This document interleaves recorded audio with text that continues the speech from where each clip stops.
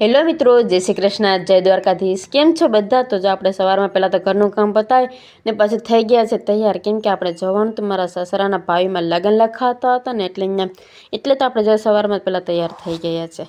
પછી તો અમે બધા હાલીને જવા માટે નીકળી ગયા છીએ, કેમ કે વાડી એટલી બધી છેટી તો નથી અને એક ગાડીમાં લેવાય એમ નહોતા, 4 વ્હીલર હતી તો ડ્રાઈવર નહોતો। પછી તો અમે હાલીને જવા માટે નીકળી ગયા અને પૂગી ગયા છે જ્યાં આપણે લગ્ન લખાતા હતા ને અહીંયા। પછી તો અહીં પૂગીને પહેલાં તો પોતપોતાના બધા મોબાઈલ કાઢી અને જોવા જ મંડી ગયા। પછી તો બધાએ તો આવ્યા ભેગા ચા આવ્યો એટલે બધાએ ચાની પ્યાલી લઈ અને મોઢે માંડી લીધી। પછી રાંદલ તેડા પણ સાથે હતા, એટલે તો પહેલાં આપણે શું કે માતાજીનો ચાંદલો કરી ચોખા ચોંટાડી અને પછી પગું ધોવા, એટલે પછી તો આપણો વારો આવ્યો એટલે આપણે પણ બેસી ગયા છે। પછી જેમ જેમ બધાનો વારો આવતો ગયો ને એમ બધા જ પગે ધોતા ગયા છે અને પછી માતાજીના આશીર્વાદ પણ લેતા ગયા છે, એટલે તો બધા લાઈનમાં ગોઠવાઈ ગયા છે। પછી આપણે બધાના પગું ધોવાઈ ગયા ને પછી તો આપણે જે રાંદલમાંનું જ્યાં આપણું સ્થાપન હતું ને ત્યાં પગે લાગી મમ્મી દીકરા બે અને માતાજીના આશીર્વાદ લીધા।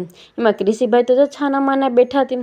તો અમારો આજનો બ્લોગ કેવો લાગ્યો એ જરૂરથી કમેન્ટ કરજો।